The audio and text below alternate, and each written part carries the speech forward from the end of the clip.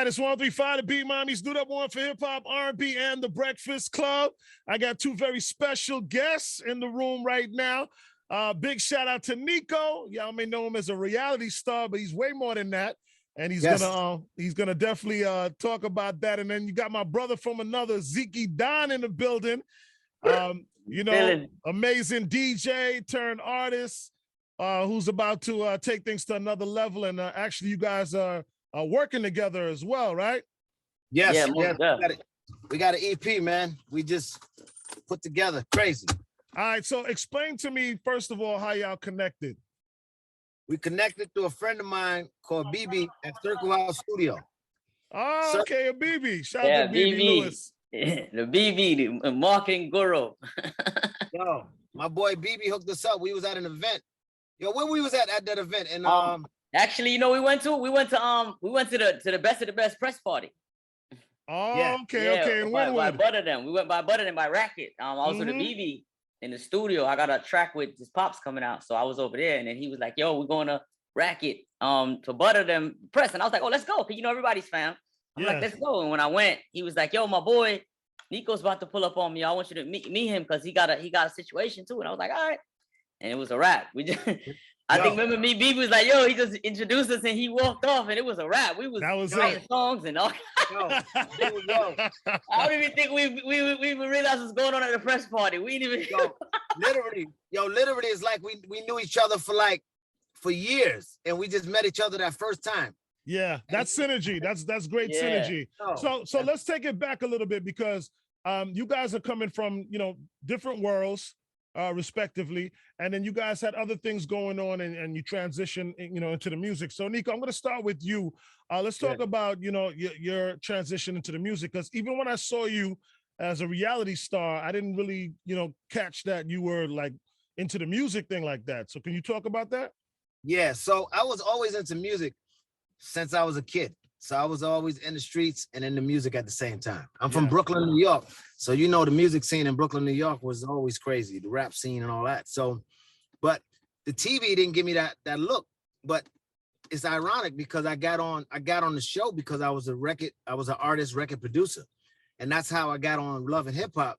I was the necessary evil for Stevie J. Got you. He was also a record producer / blah, blah, blah, blah. So I came on the show as an artist, record producer. Let me pick up off of that. You're absolutely right, because now I'm remembering, but we quickly identified you as a porn star. Right. Show up, Ron. Right. So that was the look that I got. Of course, me and my girlfriend at the time, we did a sex tape and we put it out there. So of course that's what everybody bid on. Shout out, blase. But no, I'm way more than that.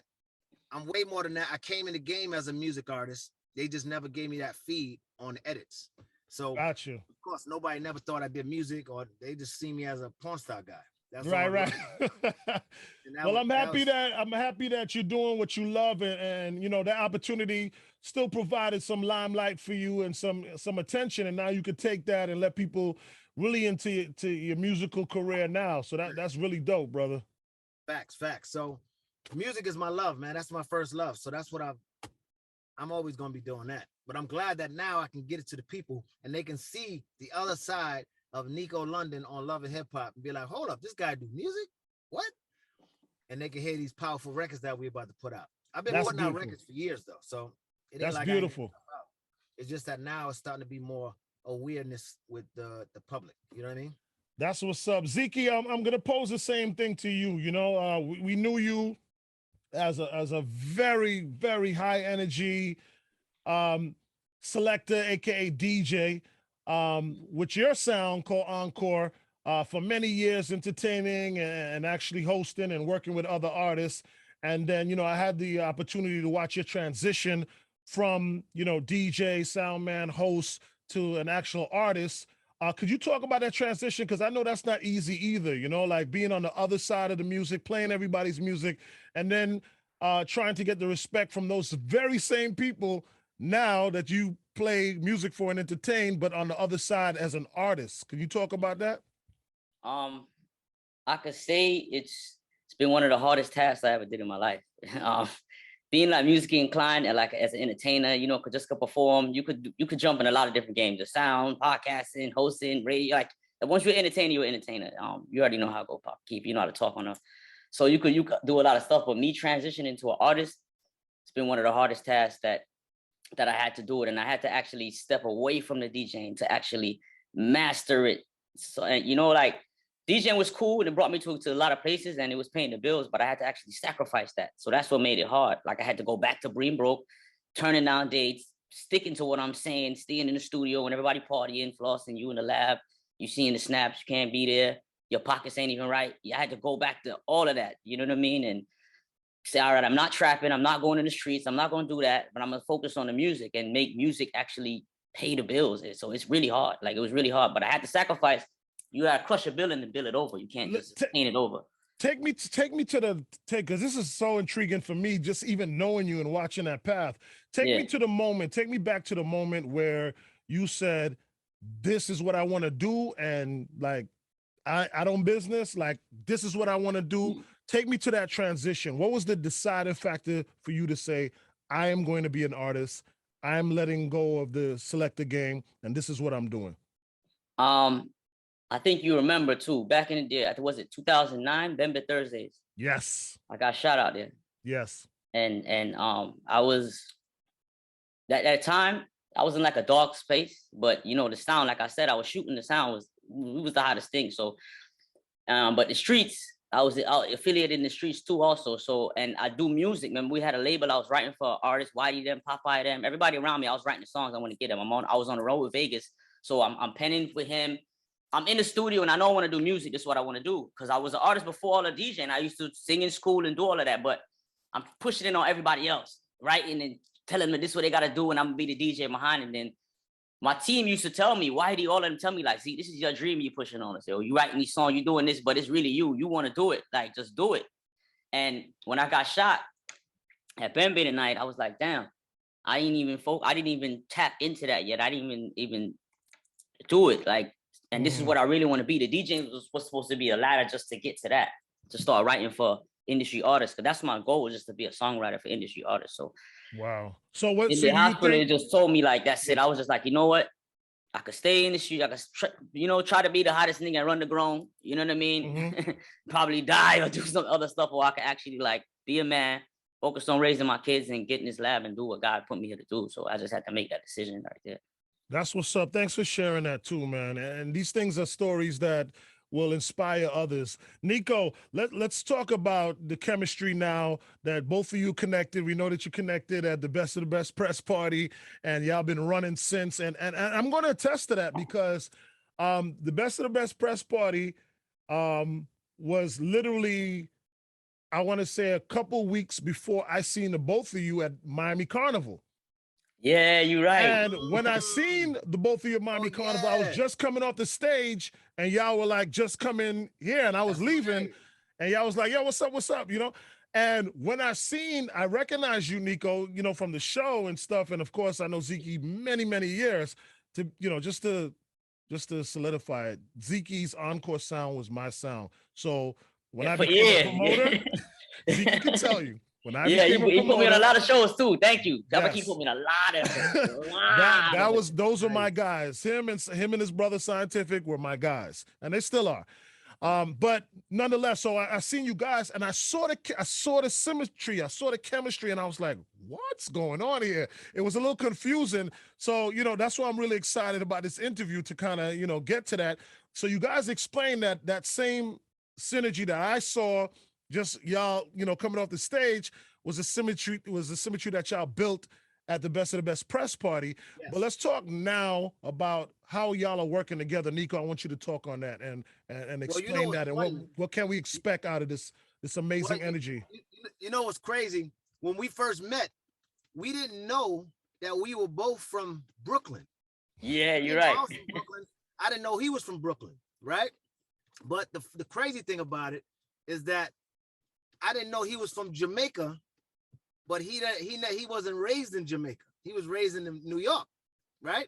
But the crazy thing about me, I was raised in New York, but I'm half Bajan. My dad is from Barbados. Nice. So but I was raised in Brooklyn, New York. Went to school, did all my dirt in Brooklyn, New York.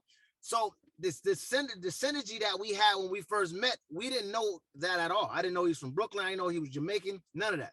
We just caught the vibe. So what I think happened is that off of the single, my single Lonely that I put out already, BB has suggested that, yo, you should put Zeke Don on the remix. Talk about the single. Let people know what you're talking about there.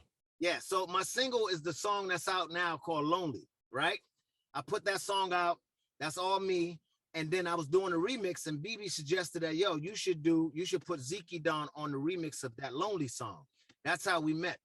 But taking it, just moving further, once he did that song, and he was in New York, and he sent me back the reference, I said, yo, this is it. So when he came back to Miami, I was still in Miami. His manager, Whitey at the time, said, yo, you guys got a chemistry. Y'all should go ahead and do an EP together. I wasn't thinking about an EP. I was just looking at the single, and we keep it moving. So we did the EP. Yo, we did an EP. We did like 6 songs in 1 week. Wow. And they all smash records. Major right? songs. Yeah. The synergy just made sense. It's like we had the same swag, but we never knew each other from Brooklyn. But we had that Brooklyn bop, that Brooklyn attitude, the swing, the vibe, the tonality, the everything. And it was like it was like something that you don't have to talk it, like it just is what it is, right? Right. Yeah, I get it. I'm so cut from that same cloth. Yes. So from the same cloth. Exactly. So this project here, I can tell you right now, it's a powerful project because every song is its own hit. And we just, it's just so crazy because his melodies, he's a melody guy. All right. Yeah. We don't know this about each other. We found this out in the studio. He's melody driven. I grew up in the music industry, melody driven. That's how I got my start because I'm a melody guy. So when me and him got in, it was so easy for us to do records together and put these records together because I come with a strong melody and then it challenges him to say, damn, you're pulling shit out of me that I ain't even think I had. But and it was vice versa. So it was very comfortable and easy to work with a professional like Zeke. That's what's up, man. Thank you so much for sharing that. Zeke, I want you to take it home now because the reason I want you to take it home is that from what I heard, the EP is supposed to be dropping on a special date. Yeah, well, no, the remix, the Lonely remix drops on a special date. My apologies. The Lonely remix is dropping on a special day, which is my birthday. Yeah. Right. So I want you to talk about that now. Basically, all right, that remix is what set the tone, PK. Honestly, like I said, a BB basically he sold me. When BB, we would go into the party. He's like, you got to start, merging with different people. You got to start besides who you with, and you know how it is. You know what I mean? Like he told me going to New York was a good thing for me because I actually started brushing shoulders with different producers, different everybody, and he was like, yo, my boy Nikko is coming over. You should meet Nikko. And then when he introduced us, Nikko was like, the main thing I could say, Nikko didn't have an ego. And me, I go on a lot of entertainers, bro. I go on a lot of people, and ego's my biggest enemy. That's just me. Money is nothing to me. It's just mine is energy and chemistry. If I go around and I feel like a little ego, you can be cool all the time, but then you're just not gonna know why I don't rock with you, bro. I'm just gonna do what I gotta do and you do what I got you. And he didn't have no ego. He came in like, yo, what's up, my boy? Da-da-da. And he was like, me and him was just chopping it up. He was like, yo, what's your Instagram? And I'm like, what's your Instagram? We looked at each other followers. He had like 200,000. I'm like 20K. He ain't showing no. He was like, I'm gonna follow you right now. He was like, yo, I got a track I did. Listen to it. He's played it on the phone. And this is all in real time, like right as soon as he played it. But I'm expecting like you, the reality show guy. Right. The porn guy. I'm not expecting this hot ass record. Yeah. He plays the record over the phone and it came in, but it got the yard kick, boom, tum, tum, and I'm like, and I heard him come in, stuck on the road, and he's singing. I'm like, oh, and I'm like, yo, I gotta hear this in a good speakers. He was like, yo, let's go to the car. Same time. And that's where it happened. Like as soon as he played it in the car, he turned it on. We started snapping. I'm snapping the song, and I'm like, yo, honestly, I'm a DJ. I said, Nikko, I used to DJ, so I don't just jump on people's record. Whether it could benefit me or not, I'm gonna let you know if it's the record, it's the goal, if it's not goal. Like you know how it is, PK. I'm like, I told him straight. I said, yo, if the record was trash, I would have told you straight up, like, yo, honestly, it's dope, but we should do that. I don't think you should do nothing to this record, but just give me my verse. That's it. Let me send me the empty space, and I'm gonna do what I gotta do. And he was like, yo, I got empty space right now. And he emailed it, but I had to leave to go back to New York. So when I got to New York, I'm like, nah, I can't, fluke on this project. And Whitey was in my ears. Yo, make sure you do the project. My cousin Chezzy. And I went to the studio. I laid it down, and I sent it to Whitey. And Whitey was like, I think you should, do this with the front and yada yada yada. And I called Nikko, said I'm gonna send it now. But because I didn't do the other stuff yet, I didn't want to send it off yet. So I waited like 2 days later, did what I had to do, send it back to him. He wrote back, yo, this is a go, let's go. And that was it right there. So I mean, like you said, the studio. It merged to the EP because the energy was already there by that time. So when I got to the lab, I started to see that he could do melody. I could do melody. We both could find lyrics. And then a week later, we had a whole album. That's beautiful. So let everybody know what they can look forward to. How can they access it and give them all the important information? Well, it's going to be out on all platforms. The remix, Lonely Remix, it drops on my birthday, which is the 19th. We actually performing it in Orlando at Rum Jungle with Footworks, Fire Friday. So it's gonna be a good look. Anytime I'm in Orlando, it's crazy. Yeah. Orlando, step out. Yeah, so that's when it's actually releasing the performance, and that's special because I never actually performed on my actual birthday. Wow. Usually my birthday bash be like the 24th or a week after. I never actually kept a party, performed for my fans actually on my birthday. A song is releasing on my birthday. So everything is just connecting the right way. And I'm just excited, man. I can't wait, man. Well, listen, I am equally excited for you, Zeke, for both of you, actually. This is an amazing story, and this is how magic is created. Yes. Thank you both for taking the time to share this, not only with me, but the many people that's going to see this from now to years to come. And I wish y'all continued success, man. What's the name of the EP? Any name for the EP? Perfect. Perfect. Wow. That's the name of it. Perfect. That's Perfect. What it is. Perfect. And we got a song on there called Perfect. And it that is man, perfect. I don't even want to talk about it, man. I want you to tell me, PK. I want you to give me the honest, you know what I mean? Because I already know what you're gonna tell me. Yo, PK, when you hear this, man, we gotta get him behind the scenes. All the songs, just so he can go through them. I want to get PK on the album. I want PK on the album. Like, yo, this, like, he's an intro. How can we get PK on the album? PK, how can we get you to do something on there? Whatever you deal. Want to do. Let me tell you something. Between Nikko, I know me and you are just connecting, right? But I'm the same thing. Vibes. I'm from Crown Heights, Brooklyn. The same energy. Crown Heights. Hold on. Crown Street between New York and Nostrand. Oh, hold on. I'm from Crown Heights, Union Street between Troy and Schenectady. Okay. So what are you talking about? That's it. So you see what you So that's it. I don't Crown have to say. Yo, I went to 391. I went to PS 398 in the 90s. I used to live in the 90s. Yeah. But I grew up on Union Street between Troy and Schenectady. Oh my. Come on, say less, man. Being from New York is like a cheat code. No. Being from New York is like a cheat code. It's like a fraternity. Like right, exactly. He told me from Brooklyn. I was like, oh, same thing with yo. Once you find from New York. And then listen, the cherry on top of all of this is Barb and Sony. Of course. Say less. Say less. It's too much family involved. It's too much synergy. It's too much love. I'll be honored. And whenever y'all ready, y'all reach out to me. We're going to get it done. I'm excited. I can't wait to hear the EP. I love y'all. I'm excited for you, Zeke, for your birthday and that opportunity you have. And I'm also excited for you too, Nikko, to have this opportunity to really get to do something you love. You know what I mean? Yes. Thank you. All right, Crown Heights, let's go.